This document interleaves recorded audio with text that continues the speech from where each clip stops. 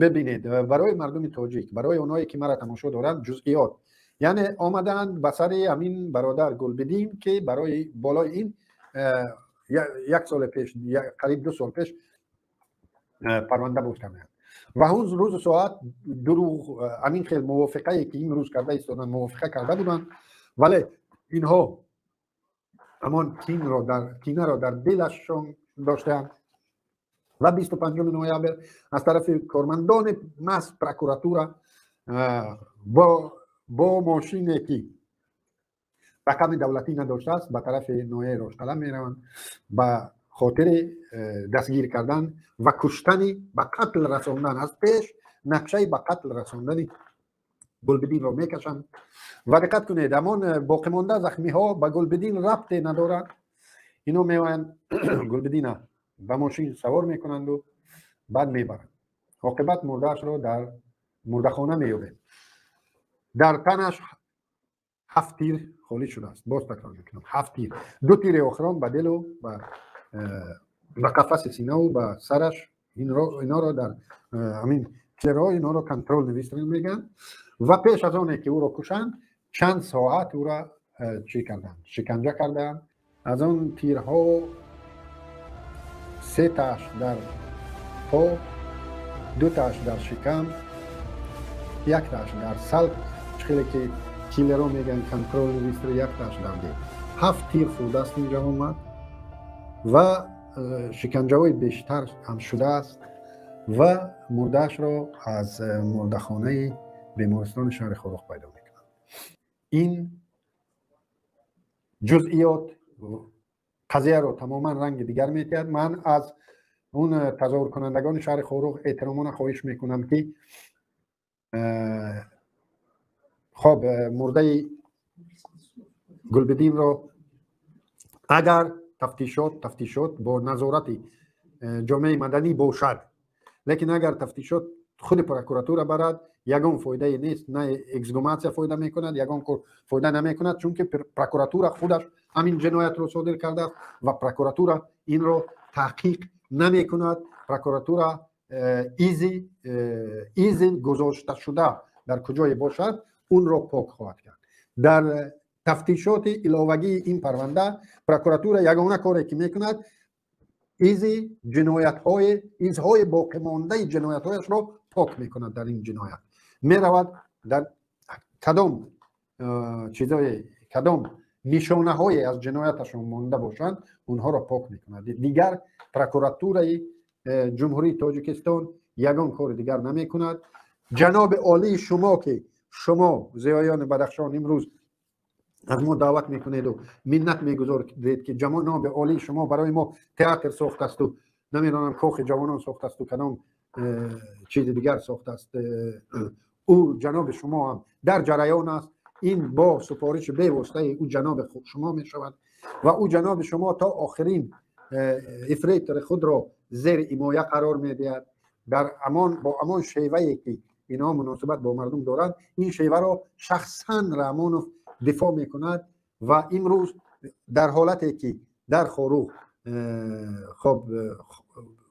خاروخ در همین حالت قرار دارد رحمانوف میخیزد ترکمنستان میرود. برای همین اینجا کسی گفت که خب رحمانوف به روسیه تسلیت اظهار میکند، به دیگر تسلیت اظهار میکند، در وطن خود مردم رو میکشد. من به شما یک مثال بیارم. در سال 94 به فکرم بود اگر خطا نکنم یا 93 یک طیاره یک چل از خاروخ با 81 سرنشین بالا شدن نتوانسته به صدمه و دچار می شود و از 81 نفر 80 نفرش به هلاکت می رسند و همان روز ساعت رحمانوف چیز اعلان نکرد، روز ماتم اعلان نکرد، تعزیه بیان نکرد به خویشاوندان قربانی ها. در آن صدمه از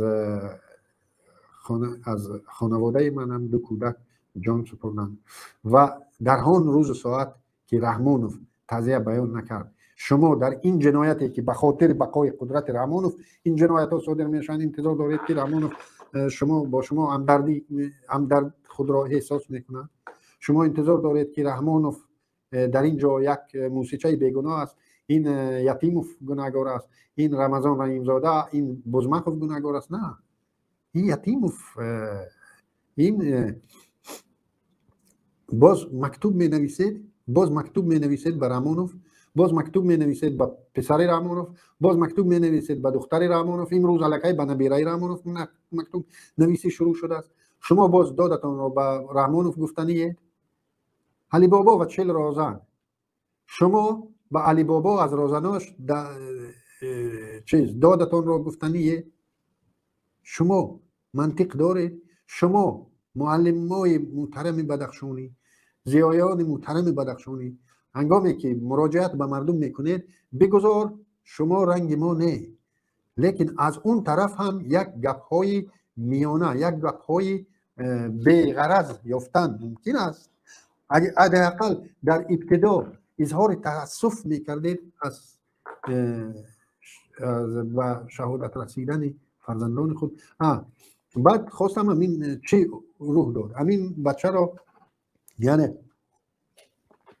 از احساس قصاص، اینا که میگن از احساسات اوباشی، از احساسات قصاص گیری رفتن گلبدین رو گرفتن و او را به قتل رسوندن، شکنجه کردن. و اون بچه هایی که بعداً با جنازه گلبدین به طرف قاروق رهسپار شدند و در راه با کدام قدرتی ها رو یک دو مشت و لغت زدن، اونها احساسات اونها رو درک کنید. اونها دانستند، میدانستند الکی، حال در رسانه ها نیست، لیکن این جوانان الکی درک داشتند که گلبدین را با شکنجه به قتل رسوندن مظلومان، یعنی قصاص گرفتن. اینها احساساتی بودند، بر اثر احساسات یک دو مشت و لغت کسی رو زدن که اونها را مقصر قتل برادرشون شناختن و اینا آمدن اونها رو تیرباران کردن. همون مردم رو در بینشون از 15 تا 20 نفر تا 15 نفر زخم برداشتن. از این میان یک نفر دیگر به هلاکت رسید، 3 نفر دیگر جراحت وزنی جسمانی برداشتن، اخیراً 3 هم فوتید و 2 نفر دیگر در حالت وزین قرار دارند. و همه اینها زخمی ها باز علاوه به زخمشون بالاشون پرونده جور کردن با بندهای خیلی گران وزنی، و اگر اونها صحت هم شوند و تظاهرات به نتیجه نرسد، اونها رو زندان سالهای زندانی، سالهای طولانی زندان انتظار است.